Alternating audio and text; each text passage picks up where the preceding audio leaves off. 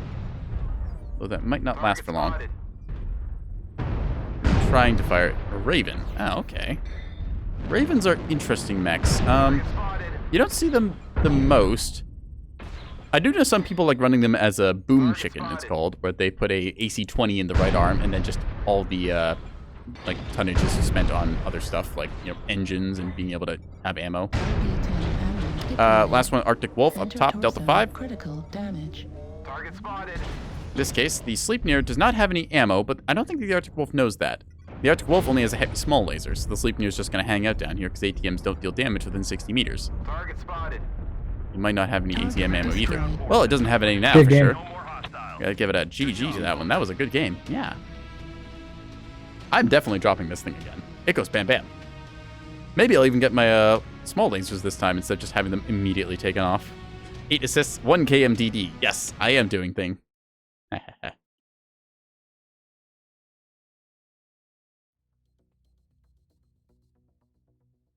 Sadly, cooldown does not affect rotary autocannons at all. Otherwise, I would totally crank this thing's cooldown to the max. Instead, let's just take a look at skills. What was there that I could invest in? Getting more armor would definitely not hurt. Heat gen wasn't a huge issue. Let's just go with a bunch of extra armor on this, shall we? Yeah. All right. Armored up. Yeah. That should be pretty decent. Just keep going the old bam, bam, bam, bam, bam, bam, bam, bam, bam trick. And yes, I will keep saying bam, bam, bam, bam every time I'm firing the thing, because it's so much fun.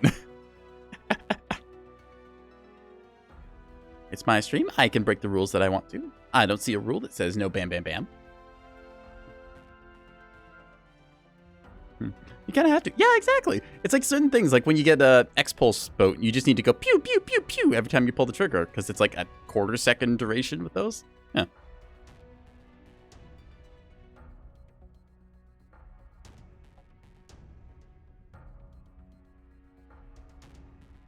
All right, give me another match. I want to be a little bog champ again. By little bog champ.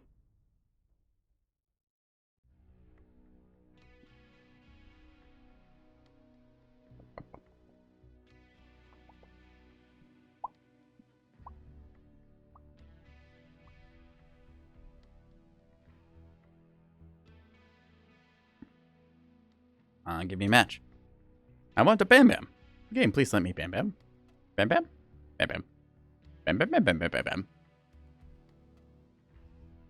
What's the word for it? When like, you know, like in a comic when you see somebody get punched, it's like a big bam, pow, pop. What's the word for that? I can't think of it right now. It's like if you see an urban mech, it's just going to be like a whole bam, bam, bam, bam thing illuminated above its head. Or maybe above each of the bullets, it's got like a little title that says bam, bam, bam, bam, bam. Onomatopoeia? That's the word, yeah.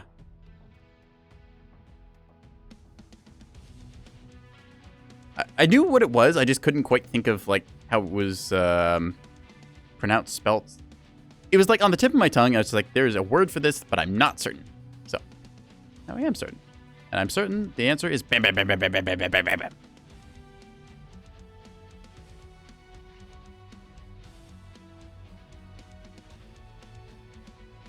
Search warrior. Remember, because it's a fun word to say. It is. Onomatopoeia, onomatopoeia, onomatopoeia, onomatopoeia, onomatopoeia. Bam, bam, bam, bam, bam. Onomatopoeia.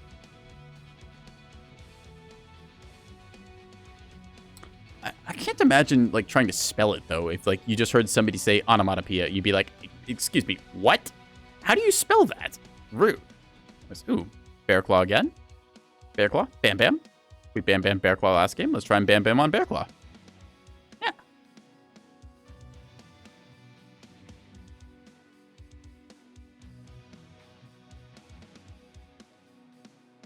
Domination. Assault. Okay. I'll take assault. Remember the assault points being kind of weirdly placed. I don't remember if I actually looked at where the like base location was. I know it's off to one side on the map, kind of leaning towards the eastern side, versus the main kind of channel of the game seems to be on the western side. But we're going to see if we can't go pew, pew, pew, pew, and then a little bit of bam, bam, bam, bam, bam, bam, bam, bam. Not necessarily in that order. We might go bam, bam, then pew, pew. I guess the ER Smalls is less of a pew, pew, more of that long pew. Anyways, Shooty McShooter person. Ah, one of the shooters of all time. Darling in the Franks, seeing them again. Comment about how they've apparently been on for a while, but I mean, so have we. So, just gonna remind that. 007. Bearclaw. Oh, we do have Bearclaw named after them. I'm pretty sure Bearclaw and Bearclaw have something to do with each other, but we will see.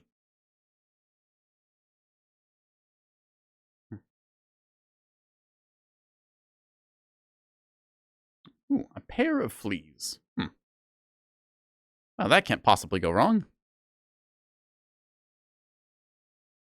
And Tiger Bat. I don't know who Tiger Bat is, but apparently they're 0-7ing, so I respect it. Salute.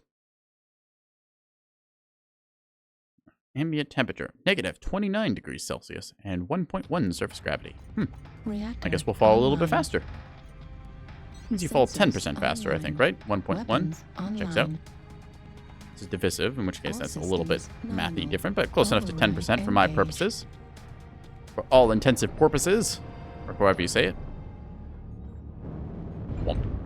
Anyways. You spin my mech right round. Whee. Phew.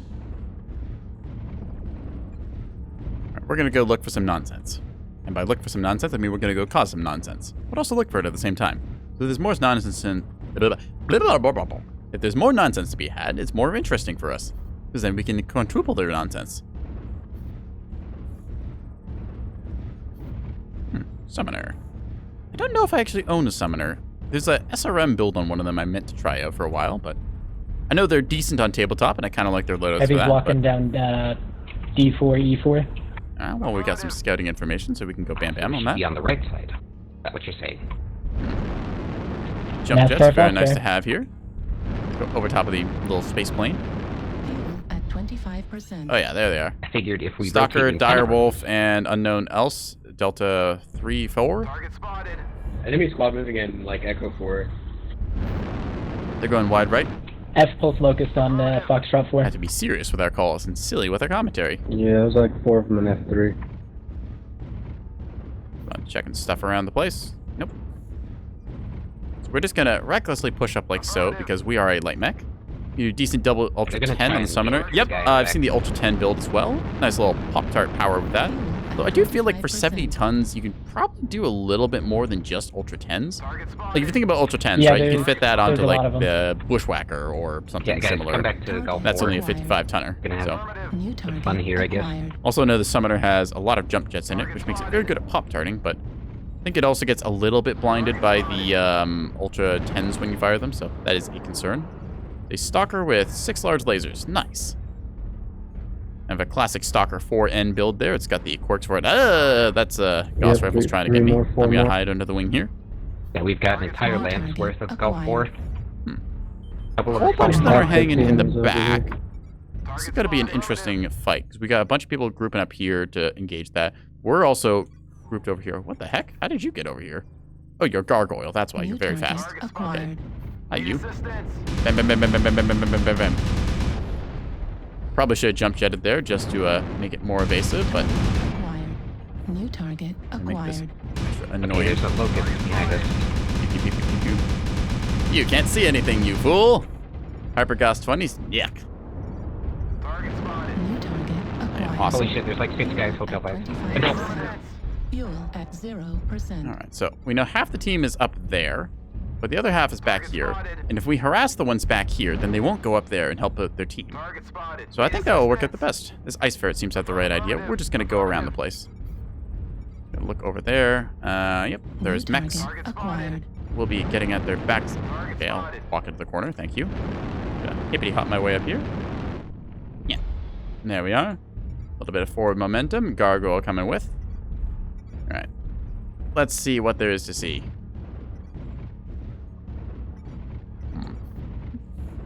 Boxes. Metal boxes. New target acquired. Bam, bam, bam, bam, bam, bam, bam, bam, bam, bam, bam, bam, bam, bam, bam, bam, bam, bam. Not our most effective range, but still our fun range. Just gonna hippity hop my way, keeping them distracted, like so. Uh-oh. Okay, so they've located me, which is rather unfortunate. But we are able to run away now and be a squirrel, which is fun. Because now they're going to be completely fixed on trying to kill me because they know that I'm a little bit weak. Ah, you're not supposed to be there. Ah! New target acquired. All right. How did you hit me, CT? I was twisted. Rude. Okay, now we're going to go ahead and inflict pain upon you.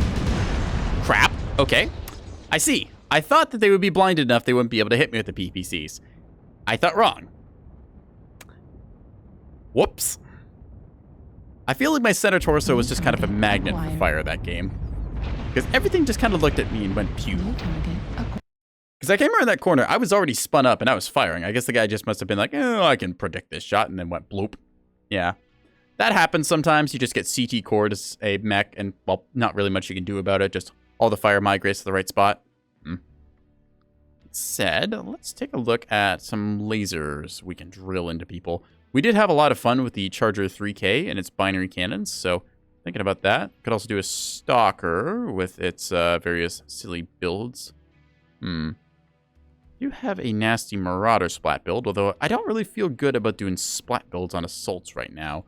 Just feels like there's too much Hyper Gauss and other large, well, kind of longer range builds for you to run a assault splatless safely.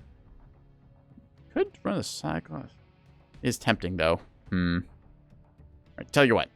It's been a little while. We're gonna unleash the concentrated power of the sun with our Charger 3K. 4 binary laser cannons and the new advanced sensor package, giving us that lovely zoom boost as well as targeting gain time. So very nice to have. Just lets me scope in on enemies and quickly delete them. Also, Chargers have a lot of armor, 146 center torso armor.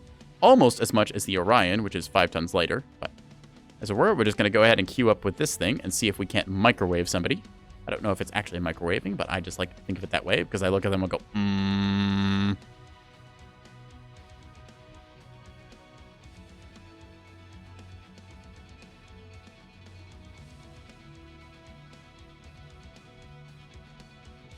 Now we back in the queue. Oh, yeah. Why we're always in the queue and not one of the other 25 letters of the alphabet, I don't know. I didn't make the rules. They just all apparently decided on Q. It's because it didn't get used in Scrabble. I had to go somewhere.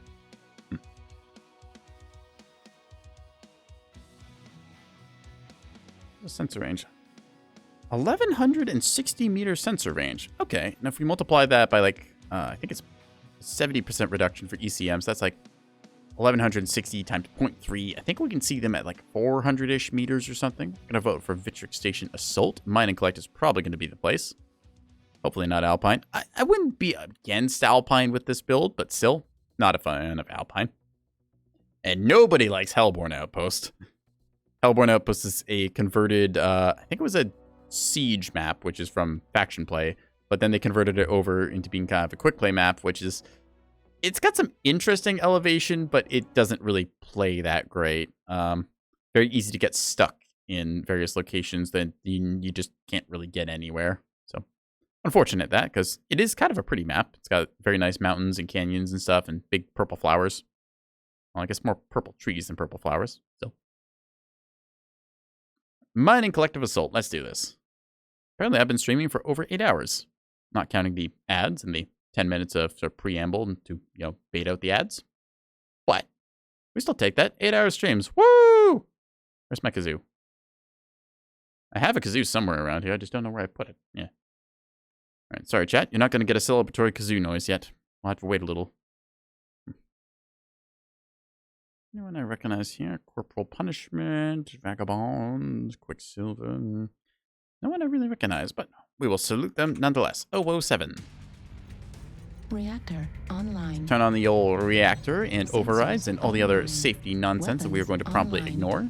And then see if we can't deal 72 damage to somebody's everything. Override engaged. Binary laser cannons locked and or loaded. We got the bad side, unfortunately, so that encourages us to go on this route and then hop up here, which we could do. We might actually do that. I'm pretty sure I can get onto a weird high ground spot around that corner. Which might blend as well. We'll have to see how the enemy positions themselves. There's our really good zoom optic going. Normally I'd have to use the advanced zoom button, which goes woo all the way over there. But still, nice to see. I quite like this for my long range mechs. Look at that, like I can see that. Did they just try and shoot? They're trying to shoot pulse lasers at me. Buddy, Just, buddy, like, we're 1.5 kilometers away from each other. You're gonna just have to wait. Like, I know you want to laser me, but... Alright. Maybe we'll give them some laser love then. Target There we go. acquired. Already spotting the first one, so they're gonna hop up top here, and then I'm going to basically go from like right here to right there, and that should be good. Or we'll get horribly massacred. Either way. Just light flickering there. Even in the future, you can't have functional lights. Typical. Sorry, dude, we didn't have light bulb budget this month. I'll just have to queue it up for next month. You are very close. Okay. We're just going to go ahead and jump up here. Yeah, come on, make it. No! Splat. Okay. Change of plans. We're going to go through here. We're not going to go through here. We're going to go around here. Why is this so small? Go up here and then mark you. We should be able to get up this, I think.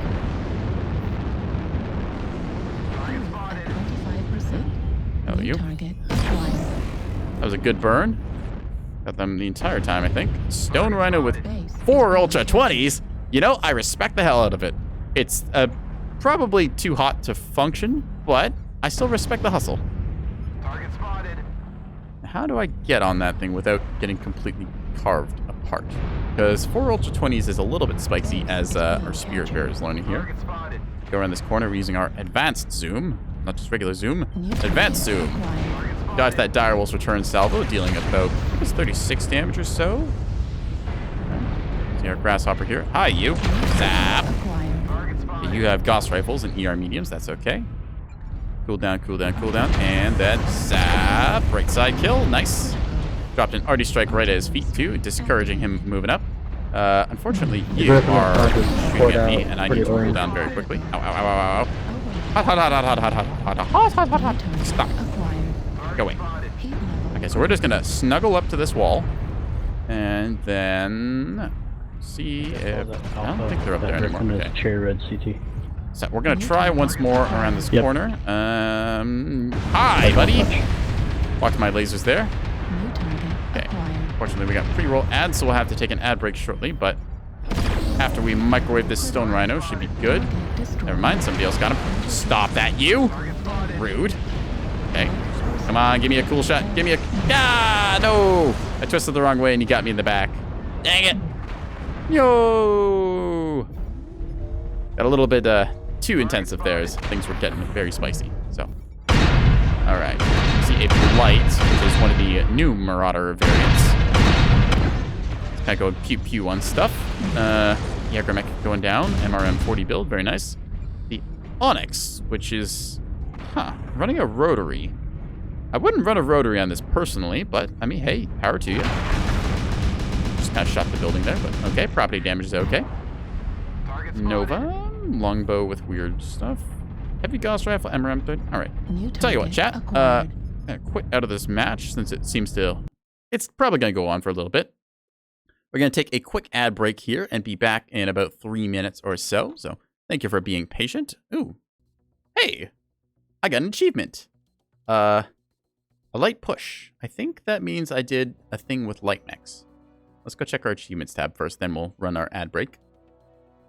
If you want to give me the achievements page, please. So, achievements, we got a light push. We got 2,500 assists in light mechs. Hey, sweet. For a little bit, that's like 5 skill points. Cool. We take those. Anyways, we were going to go on commercial, so I'll catch you all in 3 minutes. Yeah.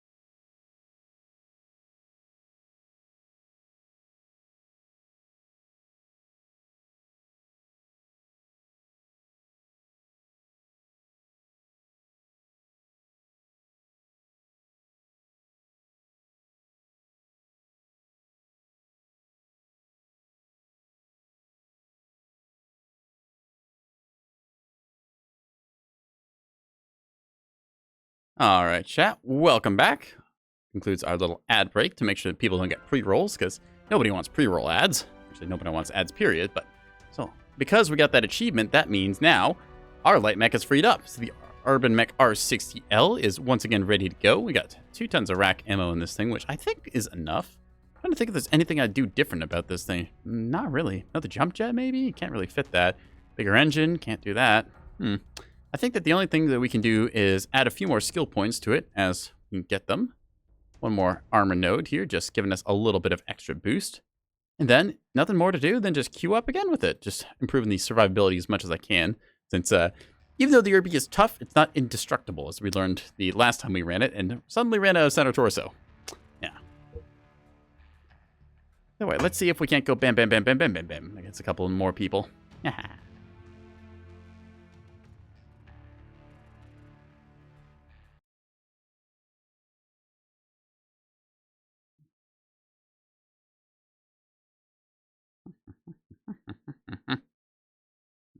Alright. Quickly tab out and check OBS and make sure I hadn't muted myself again, which, well, I mean, I've done that once. It'd be old if I did that too many times tonight, you know, right? Luckily, I got more water, so I can do another big sippy. Yeah.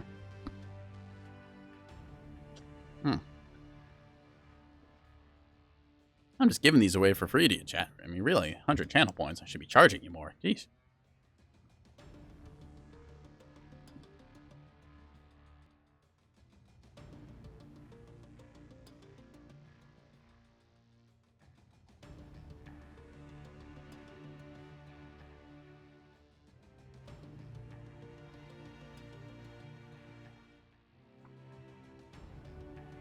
I'm just wondering, would it have been better for me to start up a search? Because if I started a search during the ad break, then for sure I would find a match instantly, and then we miss like the first couple minutes of a match, which wouldn't be very good for anyone, because I want you all to be here for the entire experience.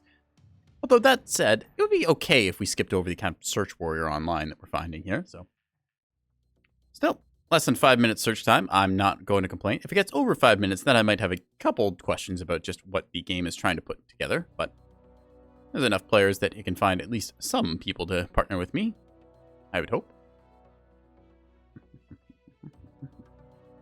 That, or maybe the authorities have finally caught on to my various crimes and are trying to punish me. No. Please, officer, I plead that I am cute. My sentence is irrelevant. I have the :3 defense. Hooray!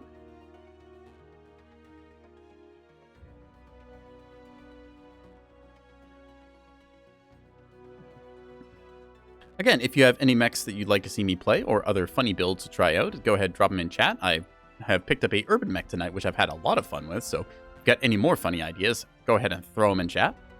Yeah. I'm sure that between the lot of us, somebody should have a good idea, right?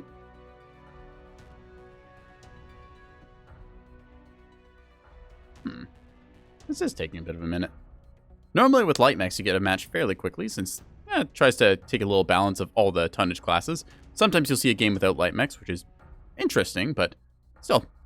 Usually the light mechs are the lesser populated categories because people gravitate towards kind of the larger mechs, the mediums, heavies, and larges. Mediums, heavies, and larges? No, mediums, large, and assault mechs. I guess we'll call assaults larges from now on. Or maybe the extra large category. Small, medium, large, extra large. That sounds about right. Oh. Open for Vitric Station. Domination sounds pretty good for this game mode. Yeah. 44% voting Vitric. Let's do it. Do it. Yeah.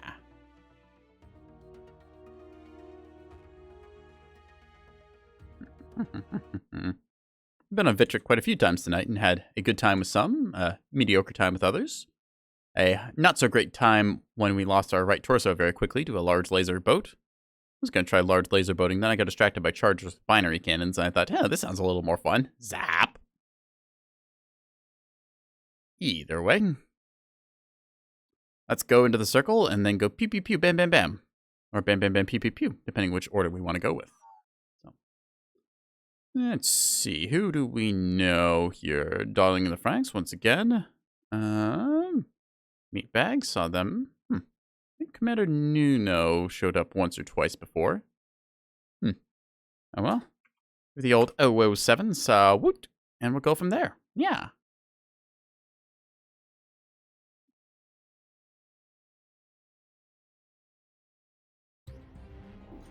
Reactor online.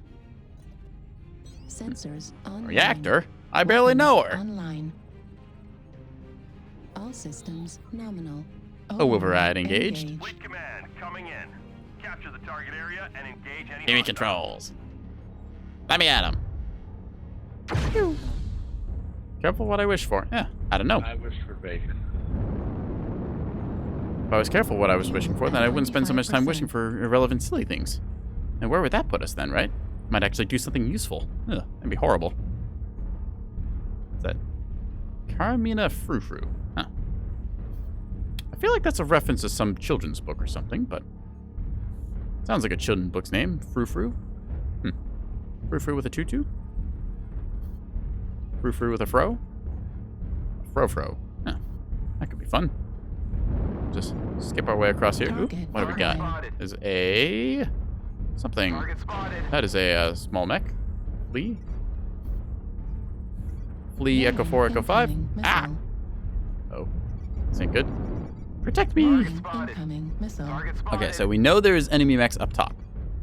Warning, incoming Seriously? missile. Still shooting me, okay. This is why I run radar deprivation, so they lose their locks very fast. Target acquired. Is that Jenner that's going to have the infinite laser builds? There's something else up here, too. I don't want to peek the top of this because I'm certain that there's a lot of mechs on the other side who are all too ready to shoot me. Watch them shooting the UAVs right now. Acquired. But if I peek the right side, then...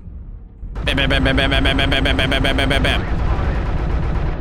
Alright, so light machine guns, snubs, medium lasers. Alright, so that thing's got a bit of nastiness to it.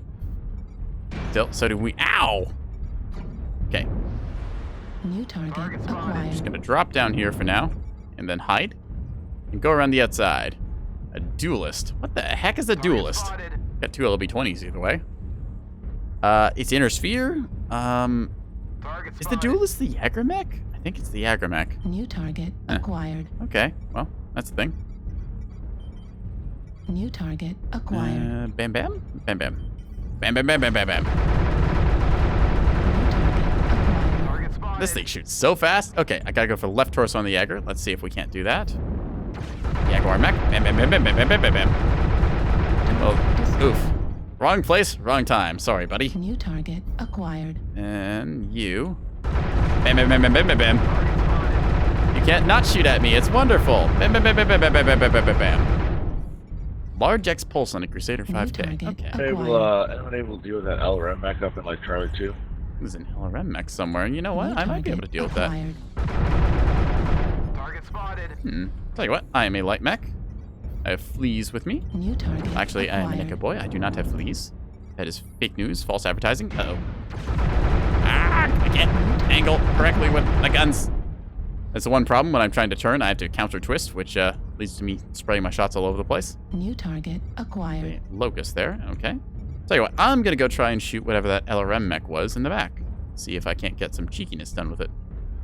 I don't think I can jump jet up here, but it's not gonna stop me trying. Oop. Got a false start there, and what?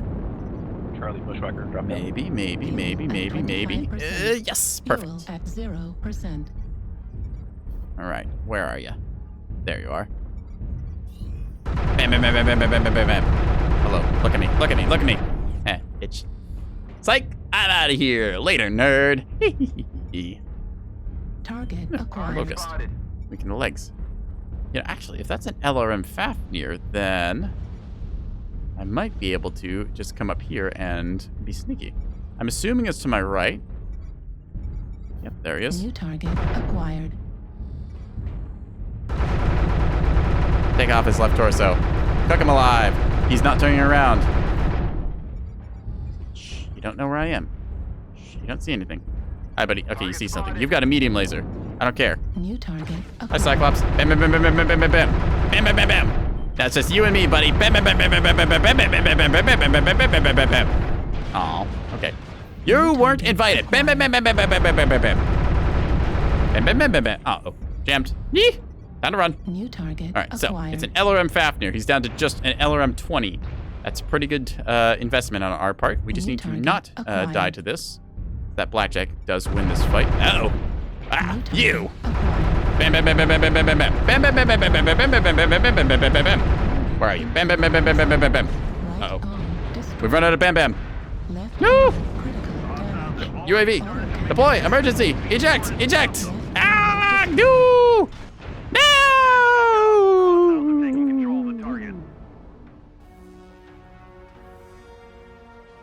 We tried, chat.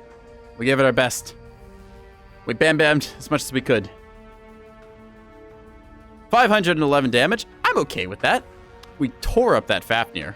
How much damage did that Fafnir even do? Where was that thing? Fafnir... Where is that Fafnir? Fafnir WR for Wrath. 170 damage. Ha! I think I gave it a good try. So, there. Yeah. Sadly, didn't manage to carry enough of it. But we gave it a good shot. And by a good shot, I mean we give it many good shots. And by many good shots, I mean bam, bam, bam, bam, bam, bam, bam, bam, bam, bam.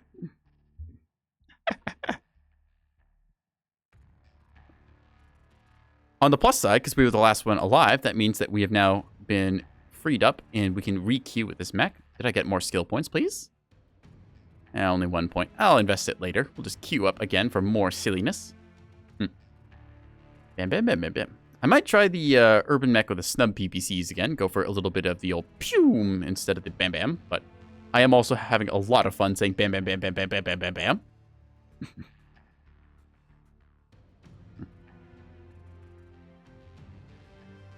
Yeah, rubbing the old eyes here, which is making my face tracking go berserk. Wah.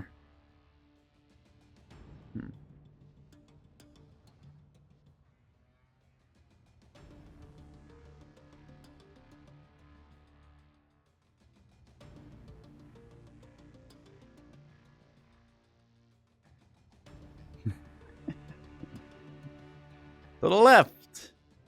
To the right. To the left. To the right. I entertain myself. And I hopefully entertain all of you. There's a bunch of you who have chosen to hang out here, and thank you for that. You're my valued viewers, even if I am subjecting you to my Neko nonsense. The door is locked, by the way. You can't escape. This is pure Neko nonsense. And there was no escape from my Neko nonsense once you've been Neko indoctrinated.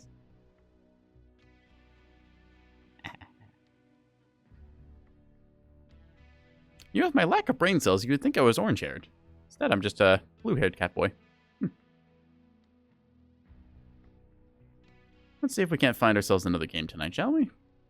I've been going on this pretty strong for 8 hours and 23 minutes, according to my stream stat here. But I am intending to keep on going. Probably not for another 8 hours, but we'll keep going until we don't. If I fall over from lack of food or something like that, well, then I'll just require somebody to resuscitate me by opening a can. I'll be over there as soon as I hear a little clunk of the can opener. I should ask Friskies if they want to sponsor me. Or maybe one of the tuna companies. I do have tuna. Go for tuna. Tuna salad is very nice. Now, I don't know who came up with the idea of tuna salad, just mixing a whole bunch of, like, mayonnaise and, you know, flaked up tuna together, but I'm glad that they did. Tuna salad sandwiches are excellent. You definitely go for one of those right about now. Let's see. Come on. Match. And match. Match? Match. No match. Alright, either way. Well, we're just going to have to keep on waiting as the spinny wheel does its magical spinny wheel things. Eventually, we'll find a game and bam, bam, bam, bam all over the enemy, which will be fun. Well, at least fun for us. Not so much for them. But then again, they're shooting at us, so that's really their own fault. They should have thought about that before they started shooting at us. If they didn't shoot us, then, well, it's also their own fault, because then they didn't shoot us. And they should have been doing that, because we're going to go bam bam either way. Alright, Sarah's Metal Scrapyard with a bit of Conquest, I'm feeling. Probably going to go Tourmaline, considering 71% of the map vote going for it. But, still, there's maybe a chance. Come on, somebody, 12x multiplier, go on Ceres, now! 5% still ain't bad. Still half the vote to Tourmaline, so that's where we're headed. Let's see if we can't do some desert bam bam bam action. Yeah.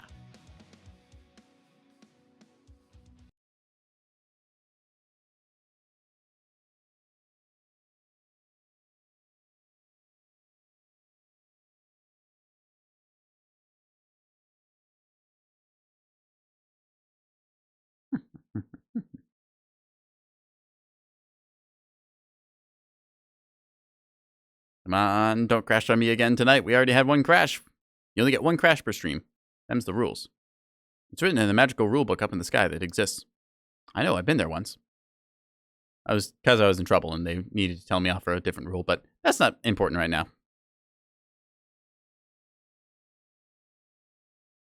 I do kind of wonder what the giant metal ring thing that is in the middle of Tourmaline Desert is, because they clearly put this here for some reason, but they never explain what it is or why it's there.